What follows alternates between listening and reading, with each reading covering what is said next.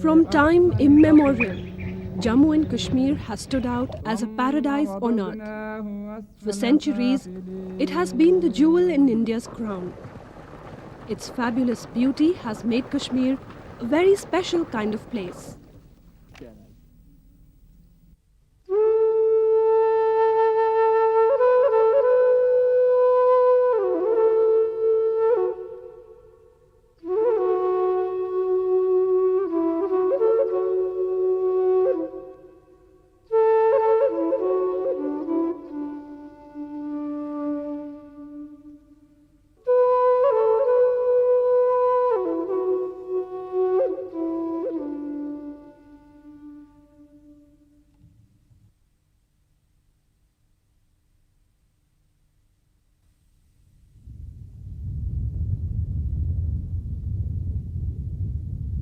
Behind Kashmir's abundance also lies a terrain which makes life there difficult.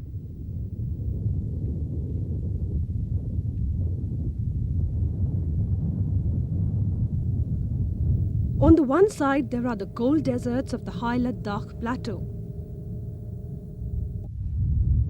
On the other, there are the massive lakes and plains of the Kashmir Valley.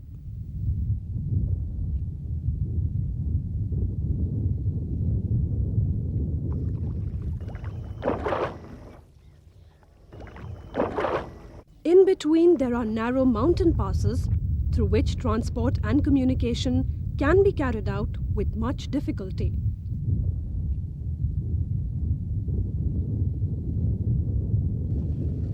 Climatically too, Kashmir is not an easy place to live.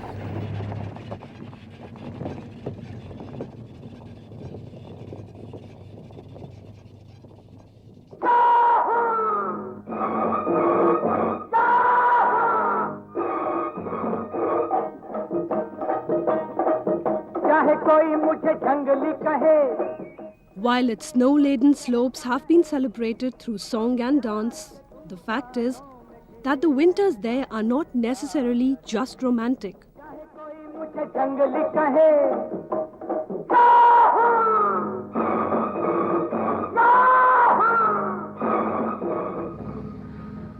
Snow, ice, freezing cold, and the desperate necessity to keep warm and preserve food for the harsh season have all influenced Kashmir's political economy and history. The fact is that water has dominated land in the Kashmir Valley. Legend has it that the whole valley was once a vast lake inhabited by nags, serpents or dragons. A mundane explanation of this legend is that tribes whose generic name was Nag inhabited the valley and its many lakes, including the celebrated Dal Lake. The many place names with the Nag suffix, Anantnag, Verinag, Kokarnag and Sheshnag, are possibly reminders of that tribal past. Between that prehistoric past and the historical period, well recorded in texts like Kalhan's Raj Tarangini, a fairly developed urban civilization left its mark on this region.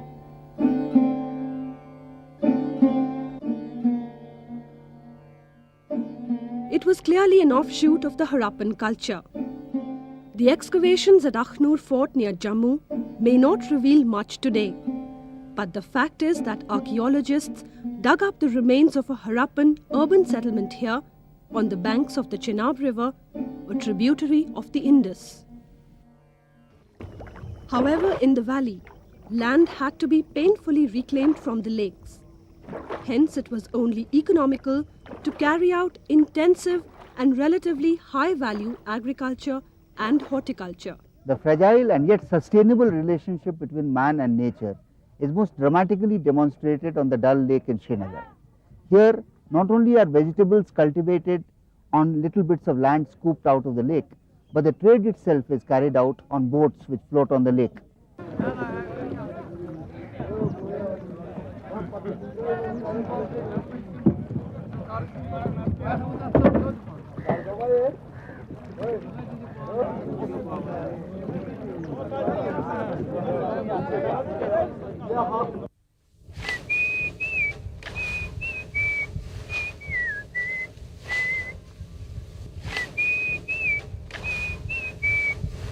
The short agricultural season in most of Kashmir also meant that labour was needed in heavy doses. Thus, women had to participate more intensely in farming in Kashmir than elsewhere.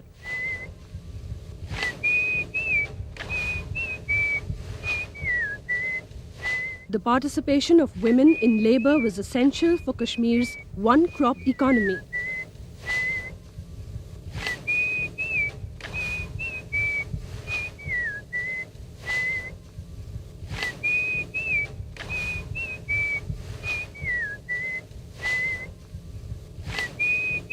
Agriculture was supplemented by pastoral activities. Craft production too added to the economy of Kashmir.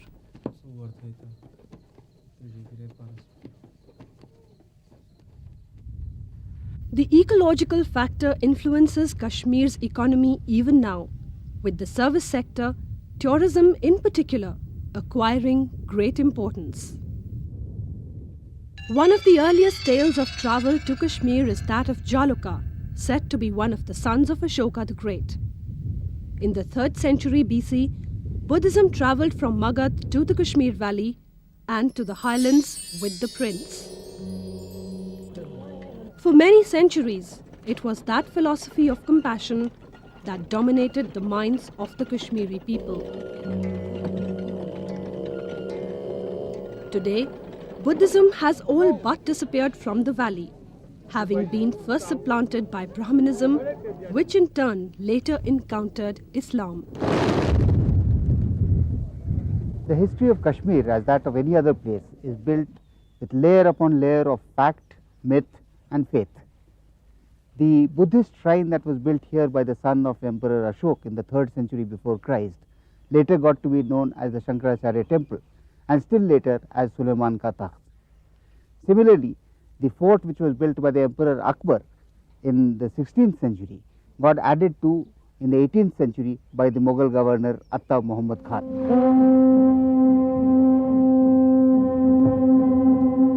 While Buddhism did not survive in the Kashmir Valley, it took deep roots in Ladakh, where it flourishes even today.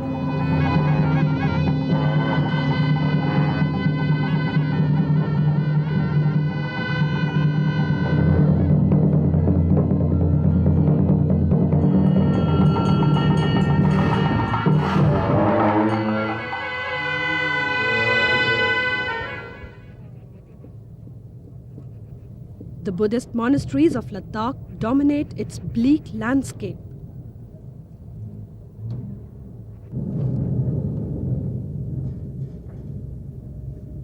Even today, the education and upbringing of male children is subsidized by the monasteries, which they join as little lamas.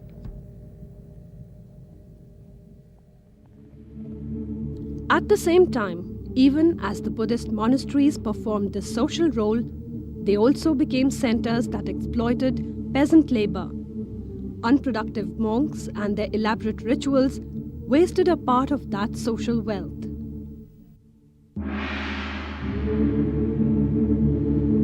There is little wonder then that the wasteful nature of monastic domination over the agrarian system increasingly weakened the hold of Buddhism itself among Kashmiris.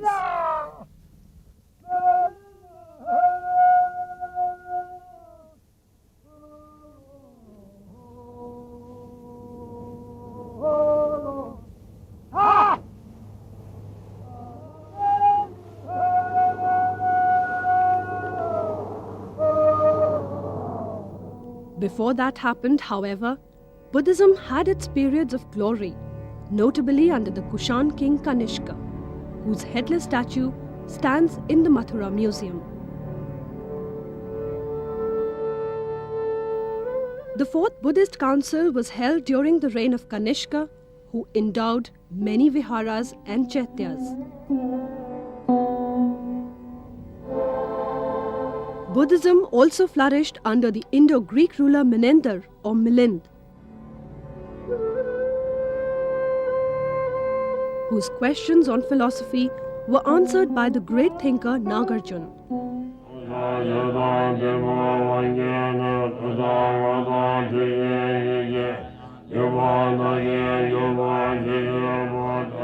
The Mahayana school of Buddhism, which emerged through much debate, discussion and introspection, spread from Kashmir to various parts of Central and East Asia. However, Buddhism also met with opposition, as its relatively unproductive monasticism alienated it from the peasantry.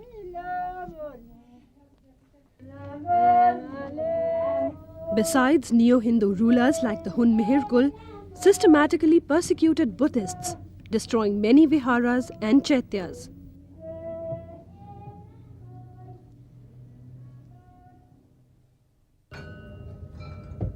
One of Mihirkul's successors, Gopaditya, is said to have built a temple on the Gopa hills where a Buddhist shrine existed earlier.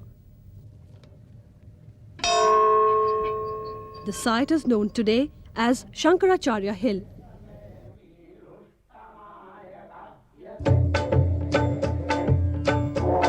Other subsequent rulers of Kashmir largely patronized Brahmanism instead of Buddhism over the next few centuries. They granted many tax-exempt agraharas to Brahmins who flourished as landholders. Indeed, the landed aristocracy in Kashmir made its appearance from the religious and secular agraharas. There was, however, also a social basis for Brahmanism to supplant Buddhism.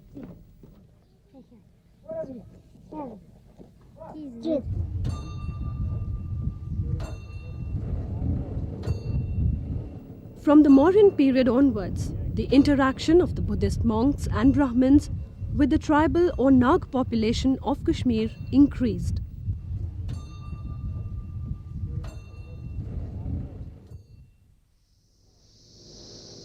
Since cultivation of land was possible for only the half year due to geographical and ecological limitations, there was a serious shortage of agricultural labor. This made it difficult for religious and social land grantees to get labor services voluntarily. This, in course of time, led to the evolution of forced labor.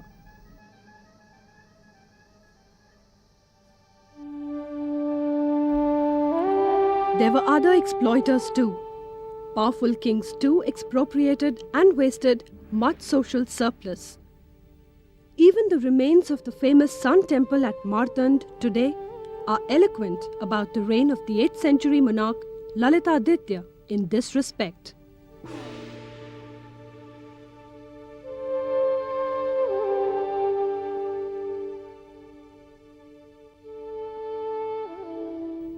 The elaborate architecture of Martand became the pattern for later temples in Kashmir.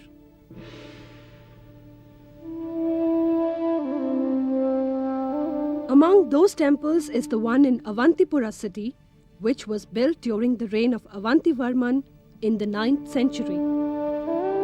However, the accumulated wealth in the temples, particularly valuable metals, also led kings like Harsh in the 11th century to attack the temples and even deliberately desecrate idols.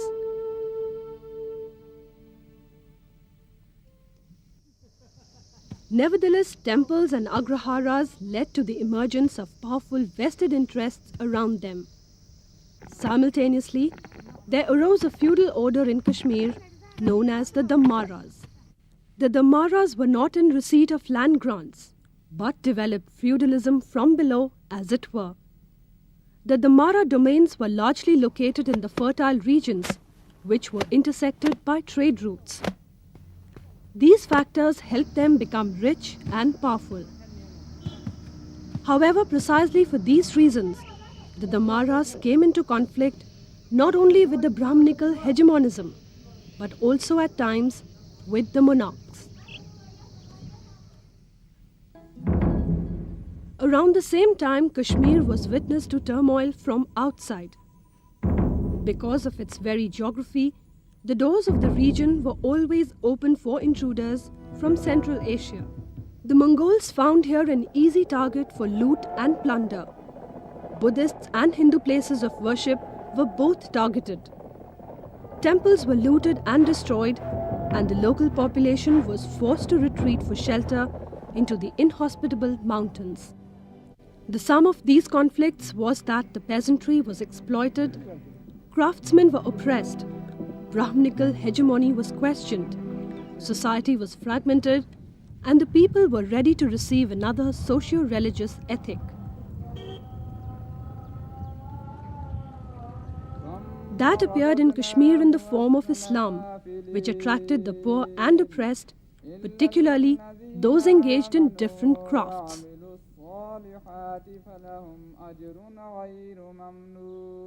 Islam came to settle in the state in the 14th century. That was under the rule of Sahdev, who embraced the religion. The very nature of Islam in Kashmir marked the perfect synthesis of the Sufi and Rishi traditions, followed by different faiths. This is symbolized by the patron saint of Kashmir, Sheikh Nuruddin, also known as Nund Rishi. His shrine at Charare Sharif is venerated even today by people of all faiths. Kashmir developed a unique composite culture, and perhaps the greatest proponent of that culture was Sheikh Nuruddin, also known as Nunda Rishi. He and several others like him developed a Sufi tradition which was known as the tradition of the Sufi Rishis, which was very liberal. It is a sign of the times that the ziyarat or the shrine of even Sheikh Nuruddin was burned down. For many centuries, Kashmir preserved its harmonious composite culture. One of the best examples of such harmony was during the reign of Zainul Abidin, who was affectionately known as Bhut Shah. In spite of the fact that he had conformed himself to the Quran and the Sunnah, he did not discriminate between Hindus and Muslims. And there is no doubt that before Zainul Abidin acceded to the throne of Kashmir, Hindus had suffered a great deal in Kashmir on account of Sultan Sikandar's finance minister's policy against the Brahmins. But Zainul Abidin believed in tolerance. He believed in the policy of Sulh-e-Kul, peace with all. In fact, he was the forerunner of Akbar the Great, so far as the religious tolerance is concerned. While Zainul Abidin's methods of governance predated those of Akbar the Great, Kashmir was also greatly influenced by its period of Mughal rule. Akbar and Jahangir in particular left their marks, which are still evident. The walls around the massive Hari Parbat fort, which dominates Srinagar, were constructed on the orders of Akbar to provide employment to people suffering a terrible famine.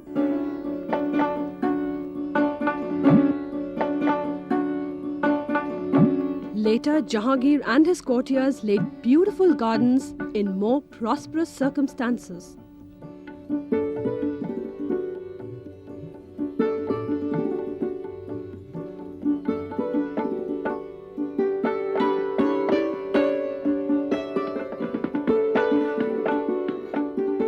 Since the Mughals came up to Kashmir from the hot and dusty plains, they found the valley to approximate their idea of paradise. And since paradise was supposed to have a large number of gardens, there was much competition among the Mughal nobility to lay out gardens in Kashmir. But the king of all gardens, the Shalimar Bagh, was laid out by the Emperor Jahangir himself for his beloved Nur Jahan. The Mughals also promoted a variety of arts and crafts like carpet weaving, which survive till today.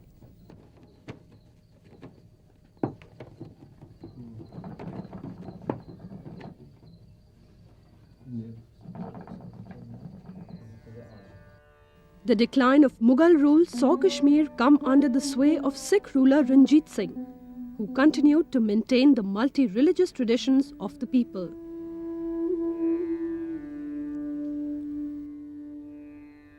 However, when the British began dominating northern India after their victory in the Anglo-Sikh Wars in the 19th century, they imposed a Dogra ruler over Kashmir. The early Dogra kings treated Kashmir merely as their private property. Overall, however, the regime was such that popular movements rose against it. The strongest were the movements led by Sheikh Abdullah in the 1930s and 1940s. In the last half century, Kashmir too has experienced a major change. This change began at the stroke of that magical August midnight in 1947, when the British finally left the subcontinent.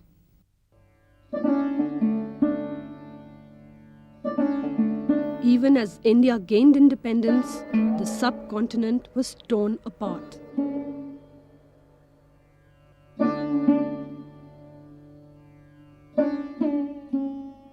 Pakistan was created as a separate country on the basis of religion. Pakistan claimed the state of Jammu and Kashmir merely on the ground that the state had a substantial Muslim population. That attempt failed, with the popular leaders of the Kashmiri people affirming the composite culture of the region. However, a frustrated Pakistan sent in non-Kashmiri tribal guerrillas, accompanied by its regular army, soon after independence. Far from winning local sympathy, the Pakistan-backed invaders aroused only anger as they indulged in large-scale loot and plunder.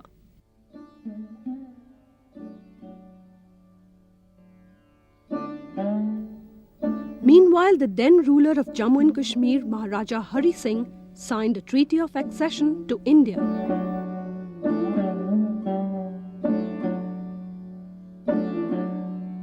At the same time, the Indian army helped the Kashmiri people resist the attack from the northwest. But the attempt to change the cultural traditions of Kashmir did not stop there. Aided and abetted by Pakistan, terrorism ostensibly in the name of religion has been unleashed in Kashmir, endangering its composite culture. In addition to extending its sphere of influence beyond its northwestern borders, this was also meant to serve another part of Pakistan's larger game plan. It was nothing short of the very balkanization of a secular India through a proxy war in Kashmir based on ideals which are totally alien to the people of the valley.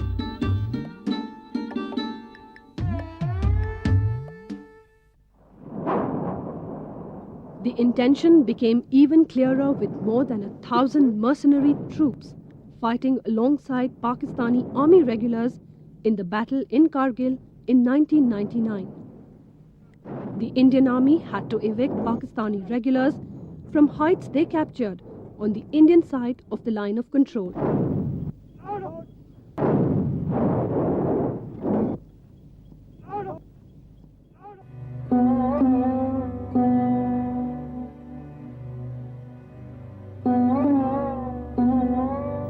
This abandoned village on the outskirts of Kargil town is a reminder of Pakistan's thwarted game plan.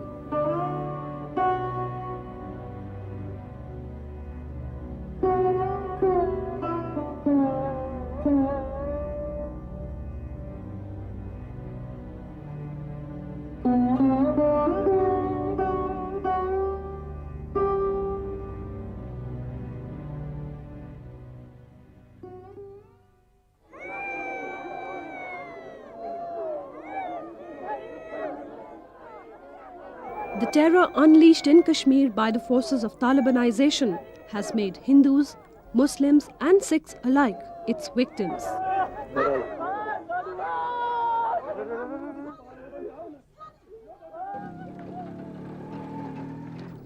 Such acts of terror forced people from their homes and led to large-scale displacement.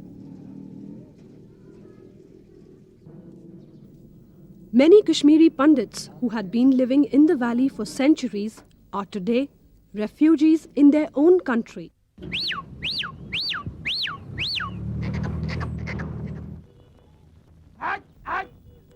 The displacement has affected even the Muslims. This family of Muslim shepherds has been forced out of the valley to eke out a living in a makeshift camp.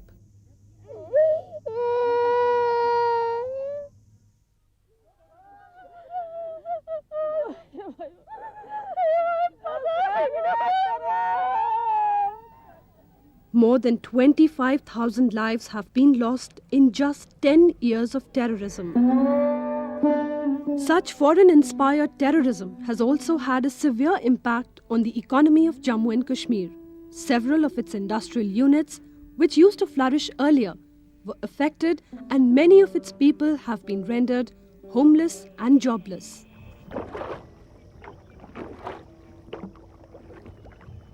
The Dal Lake, once the symbol of Kashmir's vibrant tourism industry, languished.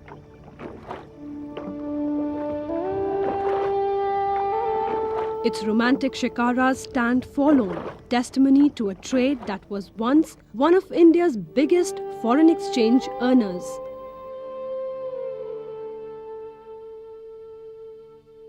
For the shikara owners, the Islam of the Taliban is alien to their culture. अरे हमारे पेट पर लात पड़ा है, सब कश्मीर मरा हुआ, जो जिसके ऊपर वो बिजनेस है टूरिस्ट के ऊपर है। 10 साल तो कोई इधर आया नहीं है। तमन्ना करता है एक फेस देखने के लिए टूरिस्ट का। मज़हब का लड़ाई कोई नहीं है, इसमें मज़हब का बात नहीं। हिंदुस्तान में इतना मुसलमान है वो नहीं रहते हैं, यूरोप में इतना मुसलमान है वो नहीं रहते हैं, उधर दूसरे मज़हब वाले नहीं हैं, ईसाई नहीं हैं, बौद्ध नहीं हैं। यहाँ पर पंडित था, उसको किसी ने मारा था पहले, फिर उसको बोला था यहाँ से भाग जाओ तो इसको और कुछ बन जाएगा। देश तो हर एक का है, देश तो एक ही का नहीं है, खुदा हर एक का है, जिसने पाला है उसी के साये में सब कुछ है। हिंदू भी है, मुस्लिम भी है, बौद्ध भी है, ईसाई भी है। बाकी मज़हब अपना अपना है, वो किसी कोई नहीं उसके ऊपर जबर करता है हमारा दीन कबूल करो। Clearly, the forces of religious fanaticism have hit the very people that they claim to be helping. In sheer economic terms, they have caused the ruination of hundreds of thousands of Kashmiris dependent on tourism for a livelihood. But their more diabolical intent is to distort the minds of a peaceful people. It's unlikely that they will succeed in that, for the Kashmiris have known the pleasures of religious harmony for far too long to be swayed in a few short years.